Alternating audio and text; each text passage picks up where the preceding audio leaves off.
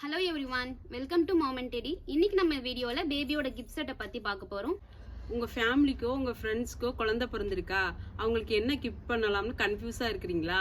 ஷாப்ல வந்து போய் பார்க்கும்போது பார்த்தீங்கன்னா ஆல்ரெடி கிஃப்ட் செட்ஸ் வந்து அவைலபிளாக வச்சிருப்பாங்க. ஸோ கிஃப்ட் செட்ல வந்து பார்த்தீங்கன்னா நமக்கு பிடிச்ச சைஸஸ் வந்து இருக்காது, கலர்ஸ் வந்து இருக்காது. சைஸ் வந்து பார்த்தீங்கன்னா 3 மந்த்லேருந்து சிலது ஸ்டார்ட் ஆகும், சிலது வந்து 0 மந்த்லேருந்து ஸ்டார்ட் ஆகும். சைஸஸ்மே வந்து பார்த்தீங்கன்னா அப்படி தான் இருக்கும். கலர்ஸ் வந்து நமக்கு ஏற்ற கலர்ஸ் வந்து எடுக்க முடியாது. ஸோ இப்போ வந்து பார்த்தீங்கன்னா சில கிஃப்ட் செட்டில் வந்து காஸ்மெட்டிக்ஸ் மட்டும் தனியாக கொடுத்துருப்பாங்க, ட்ரெஸ்ஸஸ் மட்டும் தனியாக இருக்கும். சப்போஸ் வந்து ரெண்டுமே வந்து சேர்ந்து இருந்தால் நமக்கு வந்து பிடிச்ச காஸ்மெட்டிக்ஸ், நம்ம யூஸ் பண்ணுற காஸ்மெட்டிக்ஸ் வந்து அதில் இருக்காது. ஸோ அப்படிலாம் வந்து நமக்கு நிறைய டென்ஷன்ஸ் வந்து இருக்கும். ஸோ இனிமேல் வந்து பார்த்தீங்கன்னா நமக்கு அந்த டென்ஷன்ஸ் எதுவும் இருக்காது.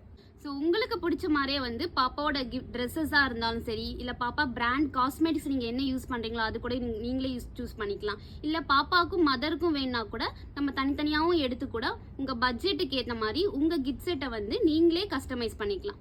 எடுத்து வச்ச ப்ராடக்ட்டை இந்த மாதிரி அழகா உங்களுக்கு கிஃப்டா பண்ணி தருவோம்.